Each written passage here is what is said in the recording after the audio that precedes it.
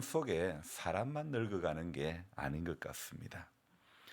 한참 사업을 왕성하게 할 때 구입했던 자동차가 이제 한 13년이 되다 보니까 여기저기 안 되는 기능들이 많아집니다. 사람으로 말하면 팔다리, 무릎, 어깨 등등 신체 구석구석이 아파지는 것하고 비슷하지요. 수년 전부터 계기판에는 경고등이 하나가 떴는데, 그런데 지난주 장거리를 운전하다 보니 계기판에 경고등이 무려 7개가 뜨는 거예요. 이 정도면 거의 뭐 폐차각인데 그래도 다녀올 수 있었다는 것이 참 신기합니다. 하기사 제 삶 가운데 신기한 것이 어디 한두 개야 말이죠. 이렇게 일찍 일어날 수도 없던 사람이 일어나는 것과, 그리고 저는 늘 허리에 제놀이라고 하는 파스를 늘 붙이고 살았습니다. 그래서 근데 최근 수년간 파스를 안 붙인 지가 제법 되었습니다. 어찌 젊었을 때 달고 살던 파스가 나이 들어가면서 안 붙이고 살게 된 거, 이것도 참 신기하죠. 저희 가족들은 잘 압니다. 항상 허리에 파스 붙여달라는 것이 일이었기 때문에요.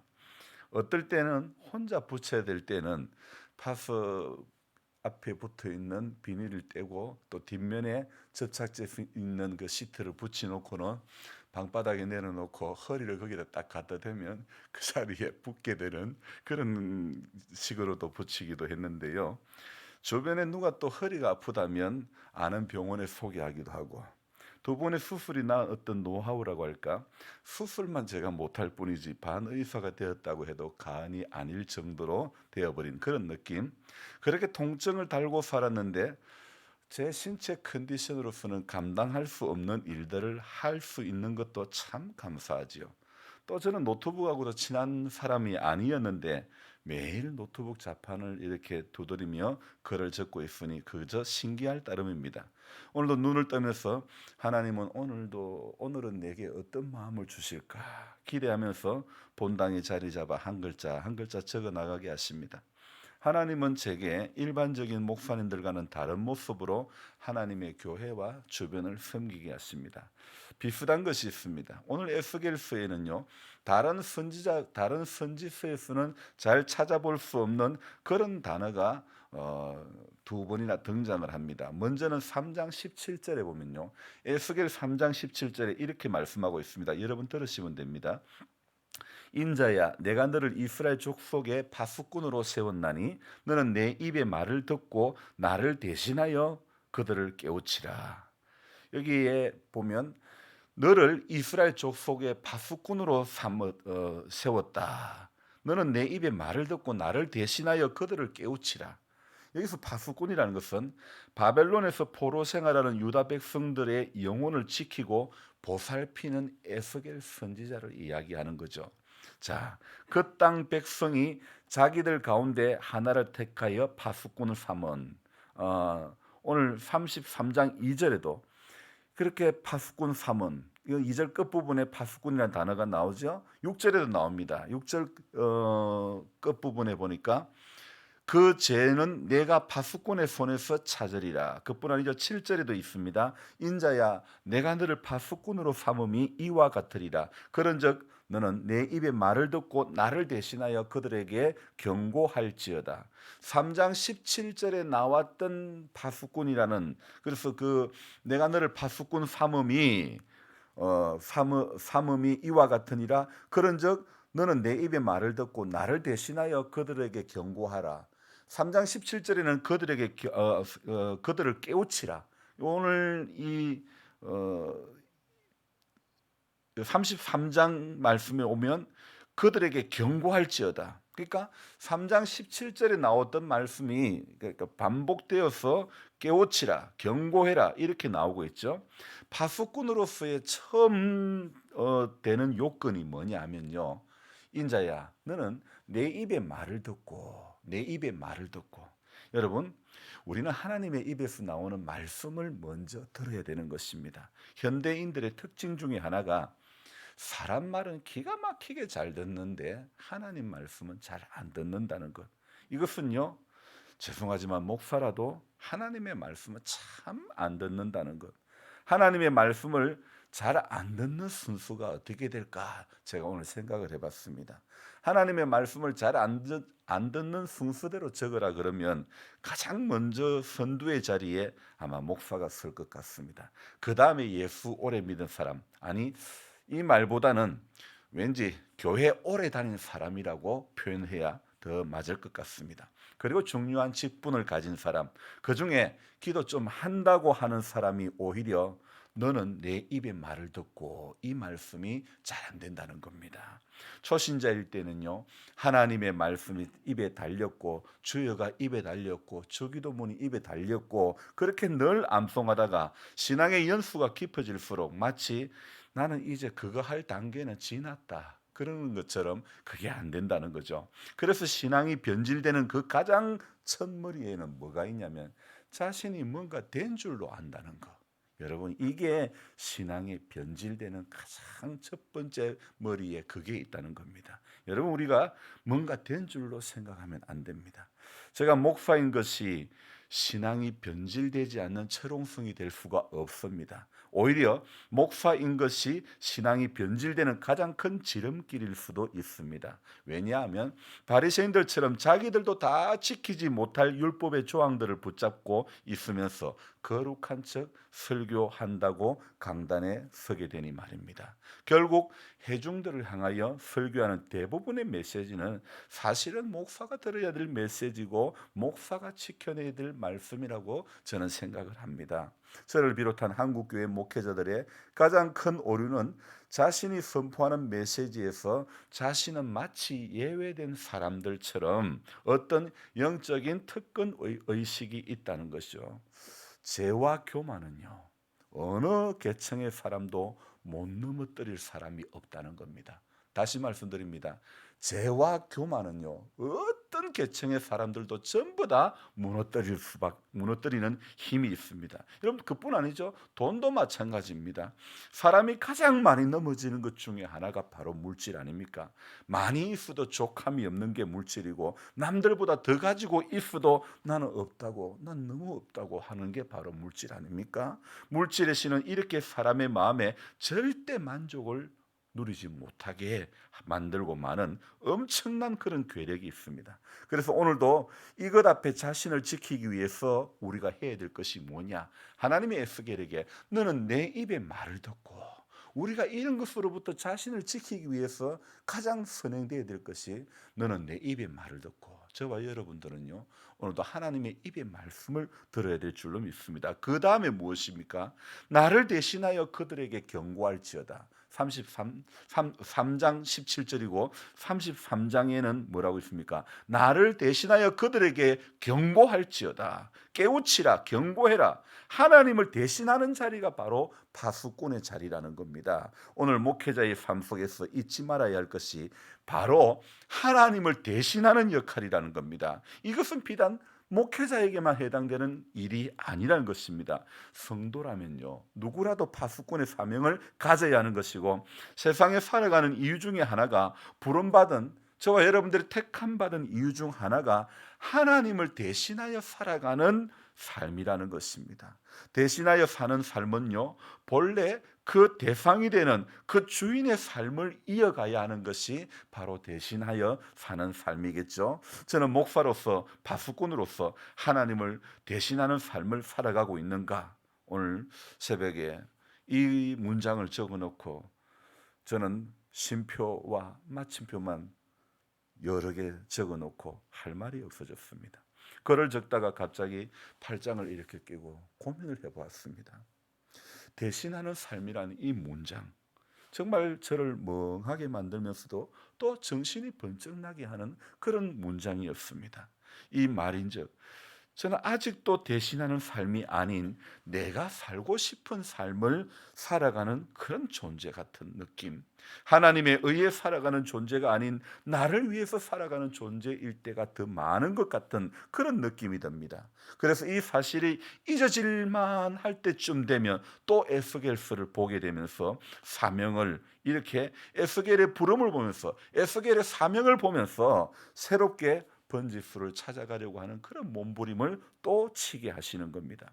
그래서 에스겔 3장에서 하나님이 에스겔에게 파수꾼으로 부를 때에 너는 내 입의 말을 듣고 3장 17절에서 에스겔에게 파수꾼으로서의 그 소명의식을 부어줄 때가 언제였냐 하면 주전 592년입니다. 그러니까 주전 592년에 파수꾼으로 먼저 3장에서 불러주셨고, 그리고 오늘 33장 7절에 33장에서는요 에스겔을 두 번째 파수꾼으로 사명을 부를 때는요 언제였냐면 주전 585년경입니다. 그러니까 몇 년의 텀이냐, 592년에서 8년하고 5년이니까 13년이 지난 시점에 그때 하나님이요 또 에스겔을 부르셔가지고 말씀하는데요, 그 에스겔에게 두 번째 주전 585년경에 나타나기 전에, 말씀하시기 전에, 파수꾼의 사명을 부여하기 전에 주전 586년에요 바로 1년 전에, 두 번째 말씀하시기 바로 1년 전에 예루살렘이 완전히 함락이 되고 마는 것입니다. 이미 나라가 망한 뒤에 파수꾼의 사명을 가진 에스겔의 역할이 무엇입니까? 나라는 이미 망하고 말았습니다. 그러면 에스겔이 해야 될 역할이 무엇입니까? 나라가 망한 뒤에 에스겔은 파수꾼으로서의 사명은 사람들이 하나님께로 돌아가게 하는 그 일을, 그 사역을 감당해야 하는 것입니다. 이 땅의 나라가 아닌 이 땅의 나라의 파수꾼이 아닌 하나님 나라의 파수꾼의 역할을 에스겔이 바로 감당을 해야 되는 거죠. 그래서 8절과 9절의 말씀은 파수꾼의 사명을 말씀하고 있고, 그것은 곧 경고하는 일이라는 거죠. 자, 여러분, 오늘 제가 서두에 말씀드렸던 제 차가 경고등이 여러 개 뜬 것은 차의 안전이 곧 저의 안전 아닙니까? 그래서 차의 안전은 곧 저의 안전을 말하는 것이기 때문에 더 위험한 일을 당하지 않게 하려고 경고등을 띄워서 해당 부품을 교환하라는 것이죠. 여러분, 자 들어봅시다. 알고도 계속하여 놔두면 차의 안전, 저의 안전이 보장이 안 되는 거 아닙니까? 신앙생활하면서 제일 안 되는 것이 이런 것 아닙니까? 누구는 경고등이 안 떠서 모르고, 누구는 경고등이 떠도 차차 고치지, 차차 기도하지, 바로 이런 것. 경고등이 뜬 것 안 뜬 것은요 본인들이 말씀을 들을 때 전부 다 아는 것입니다. 어제 봉화경찰서장님이 제게 편지를 보내왔습니다. 왜 보냈을까요?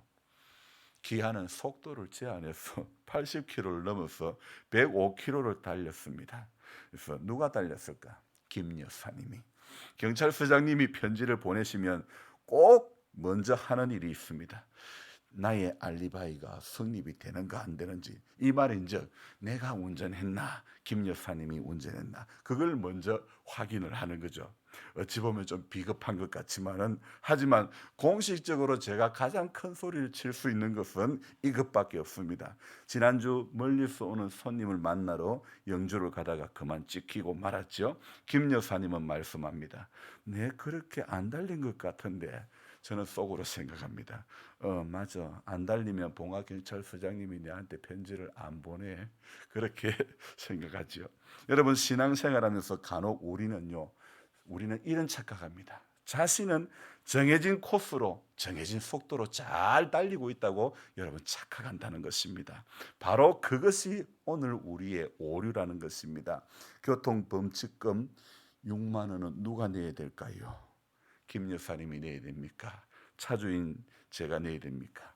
김 여사님이 내야 되는 것이 맞지만은 이분이 안 내면 그 책임은 제게 다 있습니다.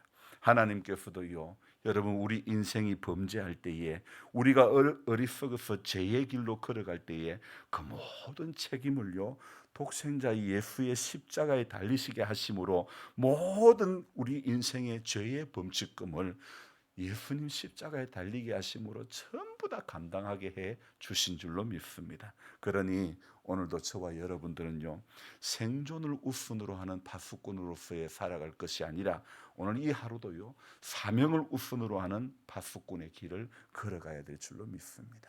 그래서 하나님 보시기에 먼저 너는 인자야, 내 입의 말을 듣고 우리는 모두가 하나님의 입의 말씀을 들어야 됩니다. 그리고 그 다음에 뭐라고요? 너는 나를 대신하여. 오늘 저와 여러분들은 하나님을 대신하여 세상에 부름을 받은, 사명을 받은 그런 한 사람이라는 것을 꼭 기억해야 됩니다. 나는 하나님을 대신하는 사람이다. 나는 기독교를 대신하는 사람이다. 이걸 꼭 기억해야 되길 바랍니다. 그래야 우리가요, 세상 사람들로부터 지탄받는 인생의 길을 걸어가지 않게 되는 겁니다. 자, 먼저 뭐라고요? 내 입의 말을 듣고 하나님의 말씀을 먼저 듣고 새겨야 되는 겁니다. 유대인들은요, 미간에 새겼습니다. 손목에 기호를 메고요, 얼마나 말씀을 붙잡고 갔습니까? 우리도요, 하나님의 입의 말씀을 들어야 되고 그것에 귀를 기울여야 되는 겁니다. 그래야 우리는 오늘도 인생의 오류의 길을 걸어가지 않고 내가 정해진 코스로 잘 가고 있는가 알 수 있는 것입니다. 그래서 이 하루도요, 하나님의 입의 말씀 듣고 오늘 하나님을 대신하여 경고하고 깨우치고 가르치고 세상을 향해서 그렇게 할 수 있는 우리들이 되어져야 될 줄 믿습니다. 기도하겠습니다. 하나님 아버지, 고맙고 감사를 드립니다. 하나님, 우리 대신해서 죄의 무거운 짐을 다 담당하신 십자가의 그 사랑, 하나님, 저는 차에 든 경고등을 보면서 그 경고등을 고치지 않을 때에는 나와 차의 안전이 보장되지 않는 것처럼 말씀을 볼 때마다 하나님 이 모양 저 모양으로 경고를 해주시고 구약의 선지자들을 세우셔서 깨우치고 가르치게 해주셨는데, 하나님, 여전히 우리는 하나님의 말씀을 듣고 입의 말씀을 듣고 달려가기보다는 세상 말 듣기에 너무 빨랐고 다른 거 다 잘 듣는데 하나님 말씀은 잘 들리지가 않습니다. 잘 보이지가 않습니다. 잘 깨달아지지가 않습니다. 하나님, 이 어리석음이 언제쯤이면 그치고 언제쯤이면 주의 음성 잘 듣고 하나님을 대신하는 삶을 살아갈 수 있을까요? 우리의 부름의 그 목적을 따라 잘 살 수 있을까? 주님, 다시 엎드리고 다시 기도할 수밖에 없습니다. 약한 우리들이 오늘도 죄에 무너지고 우리 자신의 고집에 무너지고 하나님, 우리가 조금 아는 것에 끌려서 살아가는 인생이 아니라 하나님, 오늘도 말씀을 통해서 자기를 계시하신 그 하나님을 오늘도 바라보면서 주님의 그 음성에 순종하는 이 하루가 되게 하여 주시옵소서. 노년에 계신 우리 모든 성도님들, 예수 잘 믿는 복을 주옵소서. 더 하나님 사랑 많이 받고 더 하나님 깊이 깨달아갈 수 있는, 그래서 순종 잘하는 하나님의 백성들 다 되게 도와주시옵소서. 우리 마을로 이사 오신 조 목사님, 하나님 은퇴 후의 삶이 하나님 보시기에 아름답게 해주시고 또 우리 교회와 좋은 만남들이 이루어질 수 있도록 은총을 내려 주시옵소서. 감사를 드리며 귀하신 예수님의 이름으로 기도드리옵나이다. 아멘. 간절한 마음으로 주여 부르고 기도합니다. 주여, 주여, 주여.